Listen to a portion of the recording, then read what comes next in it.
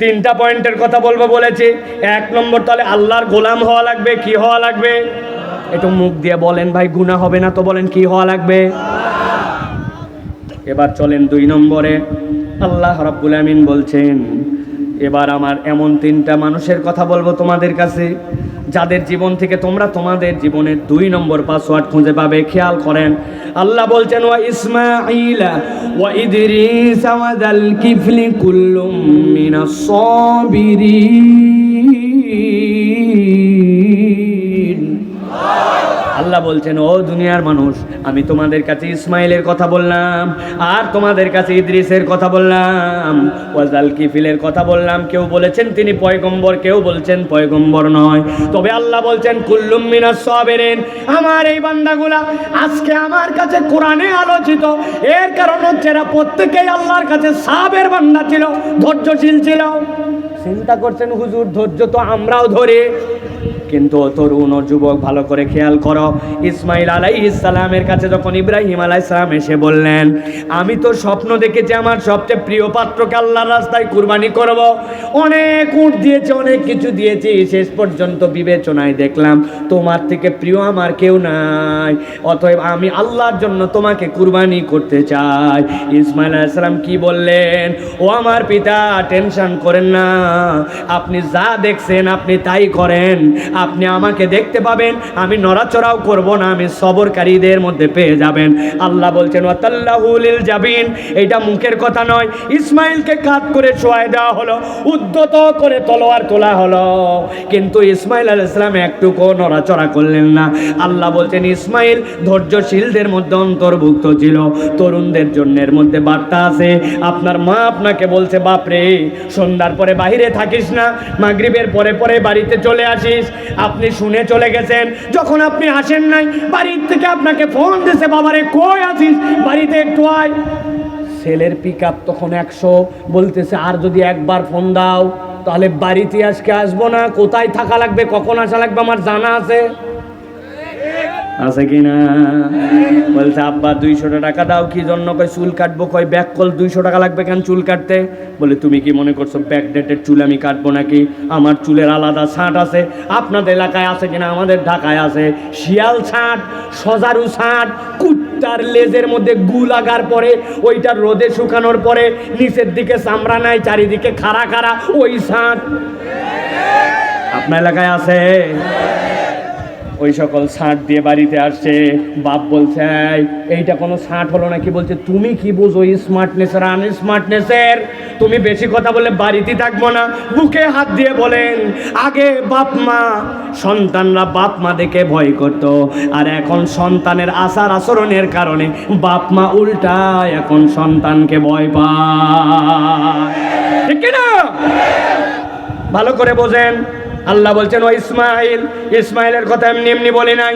আল্লাহ রব্বুল আমিন বলছেন, বান্দা আমি রব্বুল আমিন তোমাকে বলতে চাই, এই পয়গম্বররা সবরকারী ছিল, এখন আমরাও বলতে পারি হুজুর আমরা তো সবরকারী, আমার অসুখ অনেক দিন আমি সবর করে আছি, যে একটা বিয়ে করছিলাম যা মনে করে, কিন্তু হুজুর জানেন না 10 বছর আমি কাকে নিয়ে সংসার করতেছি, আছে না? আবার বউয়ের কাছে যাই শুনবেন, উনি বলবে আমার মতো মেয়ে বলে তোমার ঘরে আছে, অন্য হলে কবেই চলে যেত, আছে কি না? অল্প একটুকে এত বড় বানায়, আছে না? বাজারের এত বড় লিস্ট ধরাই দিছে, সব আনছেন, খালি নারিকেলের তেল মিক্স, সব পাইছে, পাওয়ার পরে হাজার হাজার টাকার বাজার, সত্যি আপনি ভুলে গেছেন নারকেলের তেল আনতে। রাগের মাথায় বউ বলতেছে 12 বছর সংসার করে তোমার কাছে কি পেলাম, আছে না? এক নারিকেলের তেল দিয়ে 12 বছরের স্বামীর সংসারকে উদ্ধার করে দেয়, আছে কিনা? স্বামীও কতকগুলা দোষণীয় আছে, বউ কতকগুলা দোষণীয় আছে। এখন বলবেন হুজুর তারপরেও তো আমি ধৈর্য ধরে আছি। ভাই আপনি বুঝেন নাই, আল্লাহ যেই জায়গায় বলেছেন কুল্লুম মিনাস সাবিরিন, সবরের একটা ভিন্ন ব্যাখ্যা এই জায়গায় আছে। সবরের 2টা গ্রেড, একটা সবরে সুগরা আর একটা সবরুল উলিয়া। সবরে সুগরা মানে দুনিয়ায় চলতে ফিরতে আমরা যেইগুলা ধৈর্য ধরি ভিতরে এইগুলা।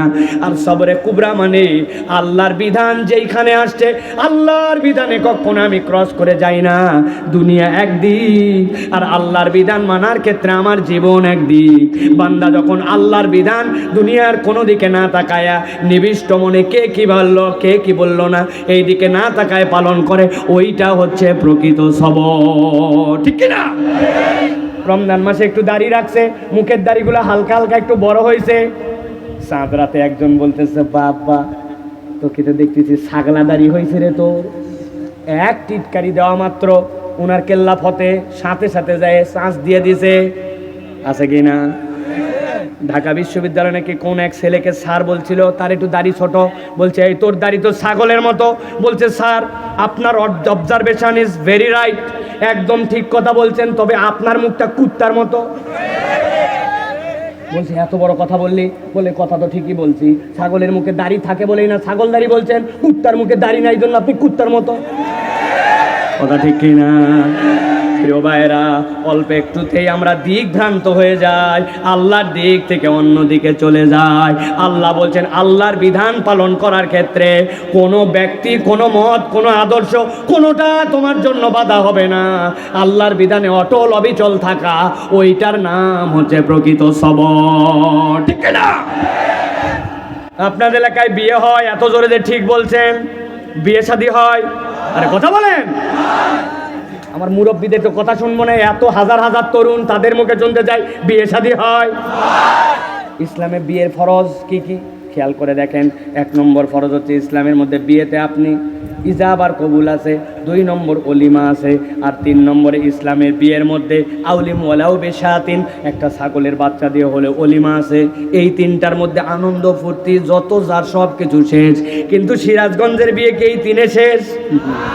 3 দিন আগের থেকে হলুদ সন্ধ্যা, 2 দিন আগের থেকে মেহেদি সন্ধ্যা, 1 দিন আগের থেকে ড্যান্স সন্ধ্যা, 7 দিন আগের থেকে বড় বড় বক্স নিয়ে গেছে এলাকাবাসীকে জানান দেওয়ার জন্য। বাড়ির সামনে বাজতেছে ডিস্ট্রি ডিস্ট্রি ডিস্ট্রি ডিস্ট্রি ডিস্ট্রি ডিস্ট্রি। আছে কি না? ওই বাড়ির থেকে একজন হাজি সাহেব আসছে মসজিদে, বলছে কি ব্যাপার হাজি সাহেব, যে বাজানো বাজাচ্ছেন, এলাকা তো সয়লাভ, মসজিদ পর্যন্ত শব্দ আসতেছে, এটা বন্ধ করতে পারেন না? বলে বাবা এত বকিস না, তোর বাড়িতেও বাচ্চা কাচ্চা আছে, তোরও বিয়ে হবে, একদিন একটু ধৈর্য ধর, ছেলে পেলে একটু করে। আছে কি না? তার মানে কি বোঝা গেল? আপনি আল্লাহর দেওয়া বিধান যেই পর্যন্ত ছিল ওর উপরে আপনি ধৈর্য দিয়ে ইস্তেকামত থাকতে পারেন নাই। উনি হাজী সাহেব হওয়ার পরেও গান বাজনা ঢোল তাবলাকে মনে করতেছে ব্যাপার না। তাহলে আপনার দুনিয়ায় যত ধৈর্য ধরা হোক, আল্লাহর হুকুমের উপরে আপনার ধৈর্য প্রকৃত রাখা হয় না। ভালো করে বোঝেন। মহিলা অনেকগুলা আছে, দেখবেন এরা পর্দা পুশিদা করে, কিন্তু ঈদের দিন নতুন জামা কাপড় পরে বাইরে বেরোইছে, এত টাকা দামের জামা, ওই দিন যদি আবার পর্দা করে তো জামাকে দেখবে। বিয়েতে যাওয়ার পরে বলছে আপা আপনাকে চিনলাম না, বাপরে বাপ যে সুন্দর আপনি। বলছে বেকুব কোথাকার, চিনবি না কেন, আমি তোর পাশের বাসার তসলিমা আপা। বলছে হাই হাই, আপনি এটা তো বুঝি নাই, মানে উনি সারা জীবন পর্দা করে, কিন্তু বিয়ে উপলক্ষে সাজগোজ দিয়ে ওই দিন মানজা মেরে গেছে। যাওয়ার পরে বলতেছে আসো একটা সেলফি তুলি। বলছে তুই কে রে? বলছে আমি এলাকা তো, পাড়া তো, দেশা তো ভাই। আছে কিনা? আপনি তাহলে আনন্দের দিনে, আপনার উৎসবের দিনে আল্লাহর যে হদ আছে, আল্লাহর যে সীমা আছে, ওই সীমাকে আপনি অতিক্রম করেন, তার মানে আপনি প্রকৃত সবরকারী বান্দাদের মধ্যে অন্তর্ভুক্ত হতে পারেন না।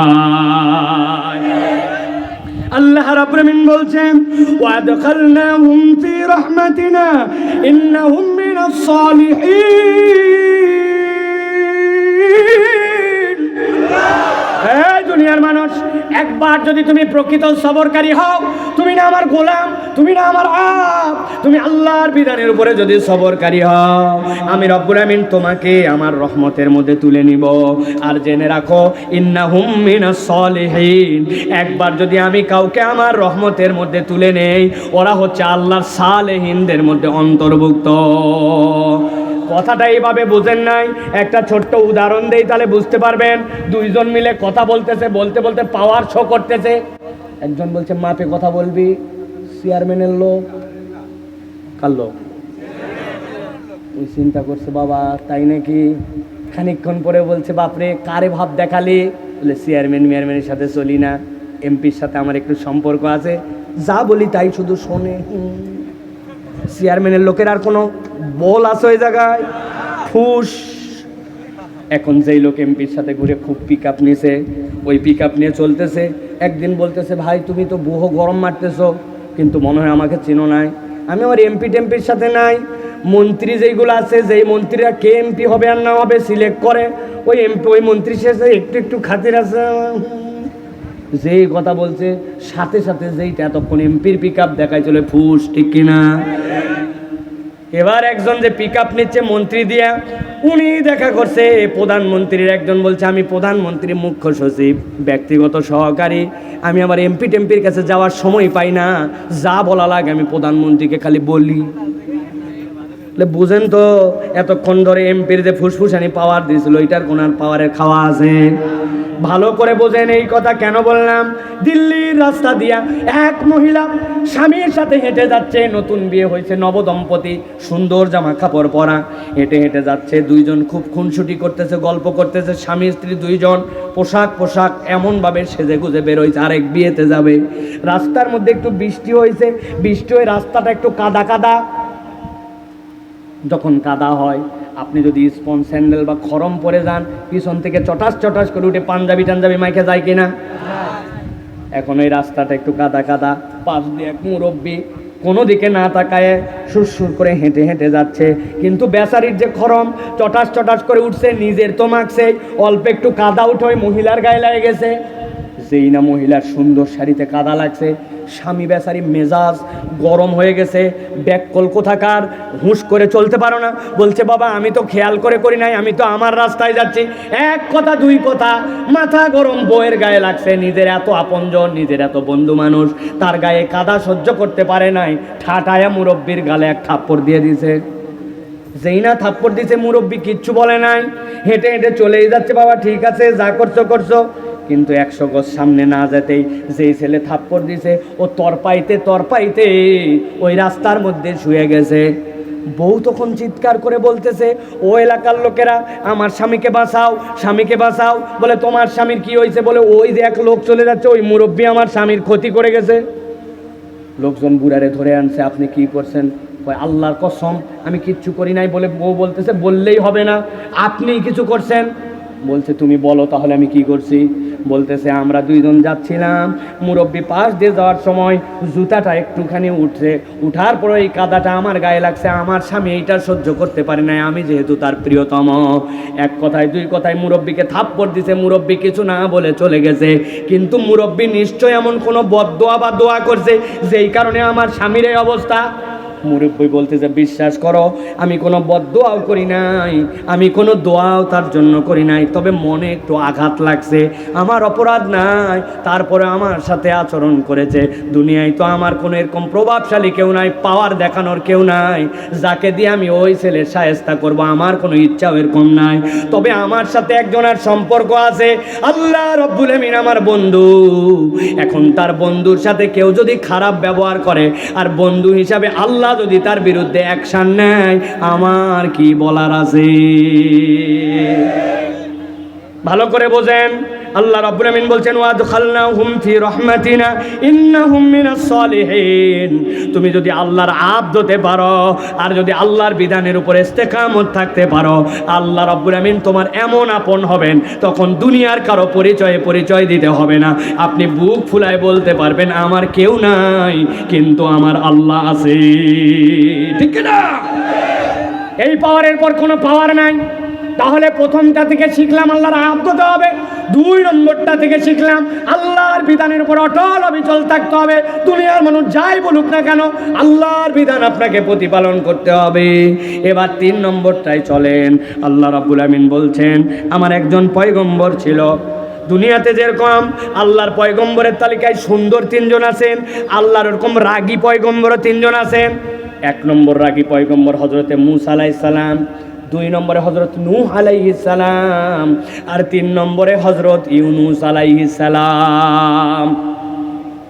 খেয়াল করেন, আল্লাহ রাব্বুল আমিন বলছেন, ওয়াজান্নুন إذ ذهب مغاضبا فظن أن لن نقدر عليه فنادى في الظلمات أن لا إله إلا أنت سبحانك إني كنت من الظالمين আল্লাহ বলছেন আমার ইউনুস, আল্লাহ বলছেন মাসওয়ালা নবী ইউনুস আলাইহিস সালাম তার কওমের কাছে গেলেন, যাওয়ার পরে বলেন ও কওম আজকের দিনে কিন্তু তোমাদের বিপদ আছে। বলে কি বিপদ? বলে আসমানের দিকে তাকাও। আসমানের দিকে তাকায় দেখে অন্য সময় মেঘে মেঘে যখন ধাক্কা লাগে তখন ওই মেঘগুলা পাশে পাশে যায়, কিন্তু আজকে তো আগুনগুলা নিচের দিকে আসতেছে। বলছে এক্ষুনি তওবা করো, নচেত আল্লাহর আযাব এসে আজকেই শেষ হয়ে যাবে। ওরা বলতেছে এরকম কতই হয়, আন্দাজি কথা এইটা। ইউনুস আলাইহিস সালাম এই কথা সহ্য করতে পারলেন না, রাগ করে বললেন আজকেই ধ্বংস হয়ে যাবি তোরা, আমি গেলাম। তিনি রাগ করে যে বেরিয়ে গেলেন, আল্লাহ বলছেন ইযযাহাবা মুগাদিবা, আল্লাহ তাকে বের হয়ে যেতে বলেন নাই, কিন্তু তিনি রাগ করে যখন বের হয়ে গেছেন ওই কওমের লোক যারা ছিল সবগুলা তখন দেখলো আস্তে আস্তে আগুন নামতে নামতে তো অনেক নিচ পর্যন্ত চলে আসছে।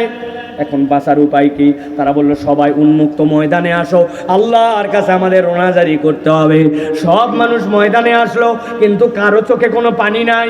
মুরব্বীরা বুদ্ধি দিল, এখন একটা কার্যকর ব্যবস্থা গ্রহণ করো, যত আমাদের মধ্যে মহিলা আছে আর যাদের কোলে শিশু সন্তান আছে, দুগ্ধ সন্তান আছে, সবগুলাকে মাঠের মধ্যে ফেলে দাও।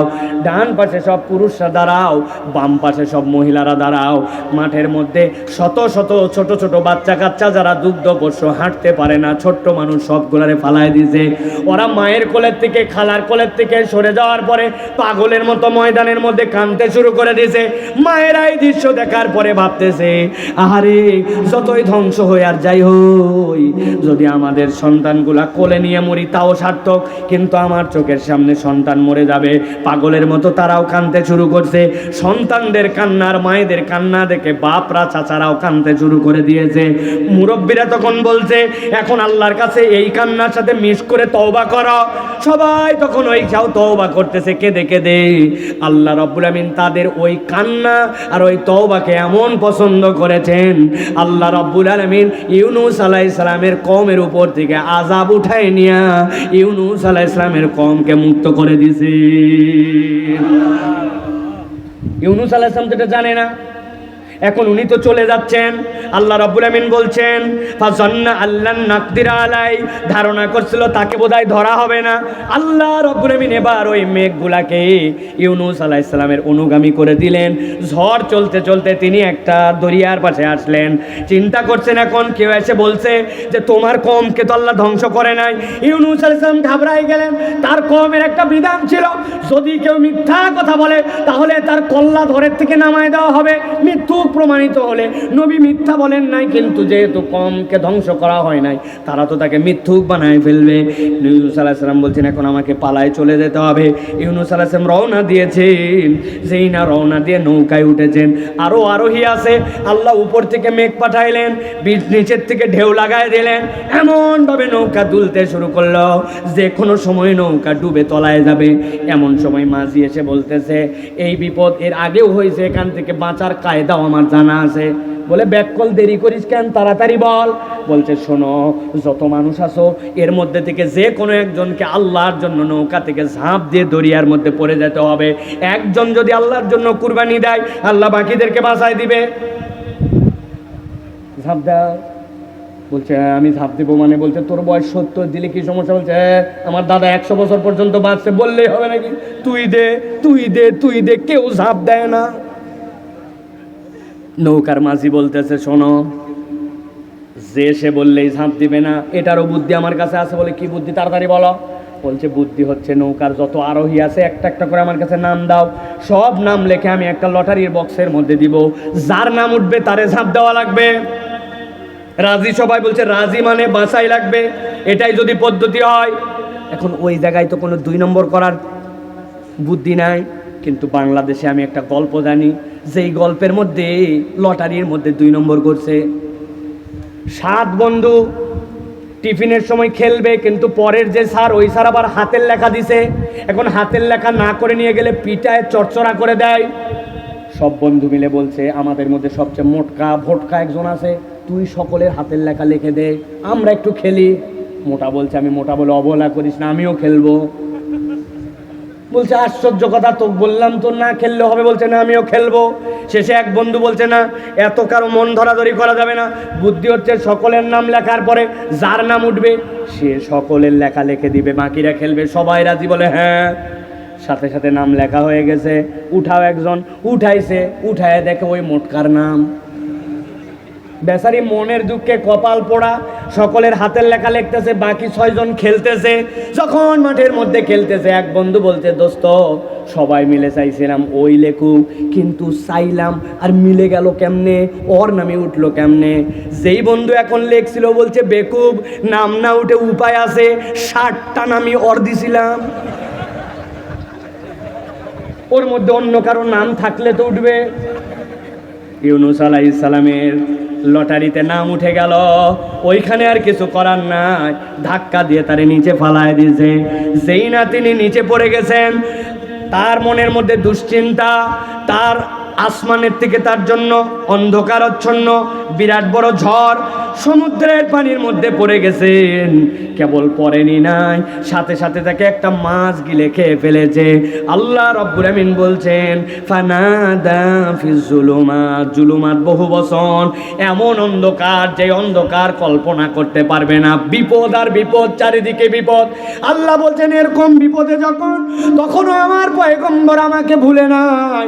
আল্লাহ বলছেন সাথে সাথে আল্লাহকে ডাক দিয়ে বলল লা ইলাহা ইল্লা আনতা সুবহানাকা ইন্নী কুনতু মিনাজ জালিমিন। ও আমার আল্লাহ, আমি যত বড়ই বিপদে পড়ে আমি স্বীকার করতেছি তুমি আমার ইলাহ, তুমি আমার খালিক, তুমি আমার মালিক, একমাত্র বাঁচাতে পারো তুমি, আর তুমি মহাপবিত্র। আর আমি নিজে স্বীকার করে নিলাম তুমি যদি আমাকে সাহায্য না করো, ইন্নী কুনতু মিনাজ জালিমিন, আমি আমার অন্তরের প্রতি জুলুম করেছি। আল্লাহ রাব্বুল আমিন বলছেন আমার ইউনুস যখন আল্লাহ রাব্বুল আমিনের কাছে এই ডাক দিল, আল্লাহ রাব্বুল আমিন ওই জুলুমাতের মধ্যে থেকে ইউনুসের এই ডাককে এত পছন্দ করলেন, কোরআন সাক্ষ্য দিচ্ছে। আল্লাহ বলছেন ফাস্তাজাবনা লাহু ওয়া নাজ্জাইনাহু মিনাল গাম ওয়া কাযালিকা নুনজিল মুমিনিন। আল্লাহ বলছেন ইউনুসের ডাক দিতে দেরি, আমি শুনতে দেরি করি নাই। ওয়া নাজ্জাইনাহু মিনাল গাম, সকল ধরনের দুশ্চিন্তা তার দূর করে দিলাম। মাছকে বললাম তুই তারে খাইছিস খাদ্য মনে করে, কিন্তু আমি আল্লাহ তোকে নির্দেশ দিলাম তুই হবি ইউনুসের জন্য সাবমেরিন, তারে পেটে নিয়ে দ্রুত নিয়ে যেয়ে পাড়ের মধ্যে তুই উগলায় পৌঁছায় দিবি। আল্লাহ বলছেন আমি আল্লাহ সাড়া দিলাম, আমি রব্বুল আমিন তার যাবতীয় চিন্তা দূর করে দিলাম। সিরাজগঞ্জের মানুষ ভাবতে পারেন ইউনুসের এই ঘটনা তো আমরা জানি, এর মধ্যে আবার নতুন কি আছে? আল্লাহ রাব্বুল আমিন বলছেন বান্দা কিয়ামত পর্যন্ত শুনে নাও, ওয়া কাযালিকা নুনজিল মুমিনিন। কিয়ামত পর্যন্ত আল্লাহর আব যদি হও, আল্লাহর বিধানে সবরকারী হও, আর তুমি যদি মুমিন হতে পারো, ইউনুসেরটা কবে হয়েছে তোমার হিসাব করার দরকার নাই। কিয়ামত পর্যন্ত বান্দা যত বিপদে পড়বে, তার মুমিনিয়াত যদি ঠিক থাকে, আমি আল্লাহ এই রকম করে তার ডাকে তৎক্ষণাৎ সাড়া দিয়ে দিব।